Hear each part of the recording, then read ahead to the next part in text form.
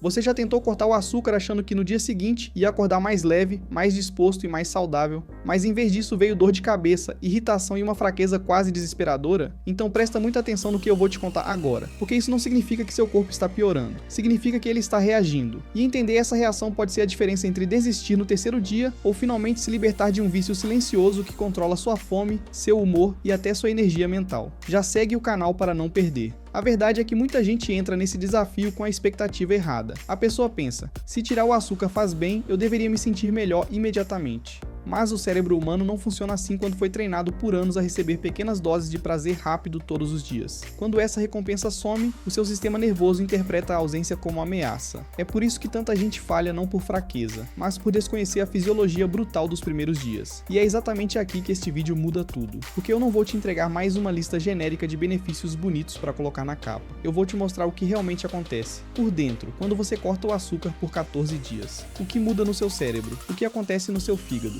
por que seu intestino entra em conflito, e em que momento aquela fase de sofrimento começa a se transformar em clareza, leveza e controle. Você vai entender o processo como um mapa. Agora existe um detalhe que quase ninguém explica, e é justamente esse detalhe que faz tanta gente sofrer mais do que precisava. No final deste vídeo eu vou te revelar o verdadeiro pulo do gato para atravessar a abstinência com muito mais inteligência e muito menos desespero. Não é força de vontade pura, não é só aguentar firme. É uma chave fisiológica e mental que muda completamente a forma como você enxerga a fissura, a irritação e a vontade de desistir. O grande erro é pensar que o açúcar age apenas na língua. Não. Ele atua diretamente no cérebro, especialmente nas áreas ligadas à recompensa, ao prazer e ao comportamento repetitivo. Toda vez que você consome algo doce, seu cérebro recebe um estímulo rápido, previsível e altamente reforçador. Aos poucos, ele aprende a pedir mais não porque seu corpo precise, mas porque seu sistema de recompensa foi condicionado a buscar aquele alívio imediato. É por isso que a fissura parece irracional, porque em parte ela realmente é neuroquímica. Mas o problema não para no cérebro. Toda vez que você ingere açúcar em excesso, sua glicose sobe rápido no sangue, e o pâncreas precisa responder com insulina para controlar esse pico. Quando isso se repete por meses ou anos, o corpo começa a perder eficiência. Surge mais fome, mais oscilação de energia, mais retenção de líquido, mais cansaço e uma sensação constante de que você precisa comer alguma coisa para voltar ao normal. O metabolismo deixa de ser estável, ele vira uma montanha russa. E quando você decide cortar o açúcar de repente, o corpo sente o impacto dessa mudança. O cérebro perde uma fonte rápida de prazer, a insulina cai.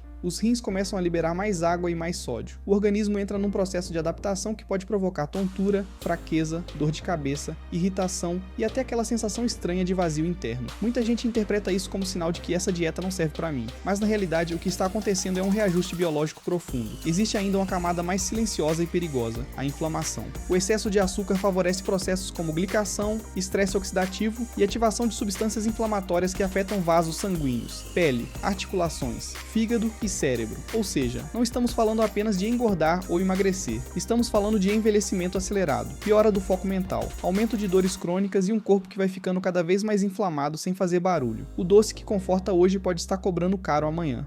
O primeiro passo para vencer esse desafio não é heroísmo, é a interpretação correta, porque a maioria das pessoas sente os sintomas iniciais e conclui: meu corpo está pedindo açúcar. Não, na maior parte das vezes ele está pedindo adaptação, estabilidade e suporte metabólico. Quando a insulina começa a cair, o seu organismo entra em uma transição real. Ele deixa de operar naquele modo dependente de picos constantes e começa a procurar um novo equilíbrio. E essa troca de combustível precisa ser conduzida com inteligência, não com pânico. É por isso que a hidratação e eletrólitos fazem tanta diferença logo nos primeiros dias. Quando a insulina cai, os rins recebem o sinal para eliminar mais sódio e mais água. Você urina mais, desincha mais rápido, mas também pode sentir dor de cabeça, cansaço, pressão mais baixa e uma fraqueza que assusta. Muita gente acha que isso é falta de açúcar, quando na verdade o corpo está perdendo líquidos e minerais no processo de adaptação. Entender isso muda completamente a experiência do desafio. Na prática, isso significa uma coisa muito simples. O começo da dieta sem açúcar precisa ser organizado, não improvisado. Beber água ao longo do dia, manter refeições minimamente estruturadas e não transformar o desafio em um castigo extremo já reduz muito a chance de desistência. O corpo precisa sentir previsibilidade. Quanto menos caos no ambiente, menor o alarme no cérebro. A transição fica mais suave quando você trata esse processo como uma recalibração biológica, e não como uma punição alimentar. Outro ponto decisivo é o descanso. Um cérebro cansado pede recompensa rápida com muito mais força. Quando você dorme mal, sua fome fica mais desregulada, sua irritabilidade aumenta e a fissura parece maior do que realmente é. Então o passo 1 não é apenas tirar o açúcar, é proteger o sistema nervoso enquanto o metabolismo se reorganiza. Isso inclui reduzir excessos, simplificar a rotina e entender que o desconforto inicial não é fracasso. É apenas o preço temporário de interromper um padrão químico antigo. Depois que você entende o que está acontecendo no corpo, vem o segundo passo: parar de negociar com a fissura e começar a neutralizá-la com estratégia, porque a vontade de doce não se vence apenas dizendo não.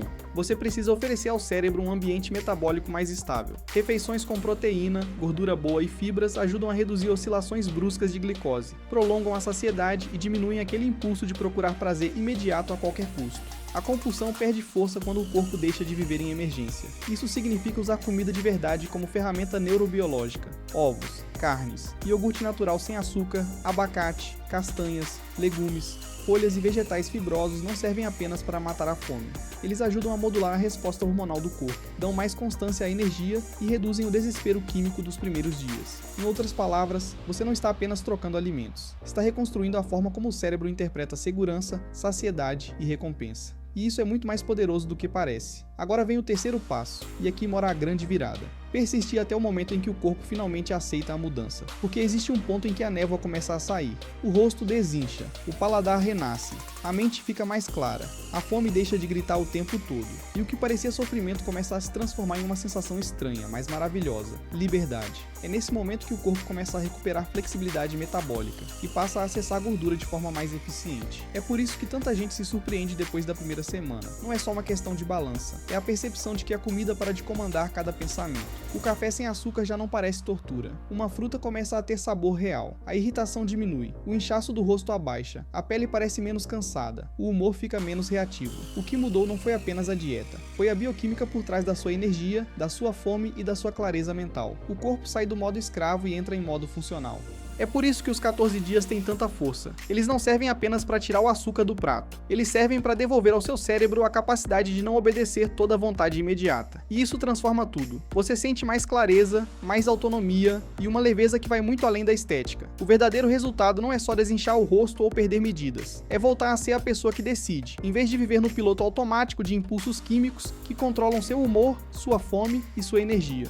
Então eu quero te deixar com uma verdade simples. Os primeiros dias não mostram que você é fraco. Eles mostram o tamanho do condicionamento que estava comandando sua vida. E atravessar essa fase é uma forma de renascimento metabólico e mental. Quando o açúcar deixa de mandar, sobra espaço para o corpo funcionar melhor, para a mente ficar mais estável e para a comida voltar a ocupar o lugar que deveria ter. Nutrição, não prisão.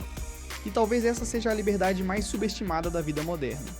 Se você fosse começar hoje um desafio de 14 dias sem açúcar, qual seria o alimento mais difícil de abandonar? Chocolate, pão, refrigerante ou o açúcar no café? Escreve nos comentários. Eu quero saber qual é o seu maior desafio. Não esqueça de me seguir. No próximo vídeo vou falar sobre a famosa dieta do ovo. Será que funciona mesmo?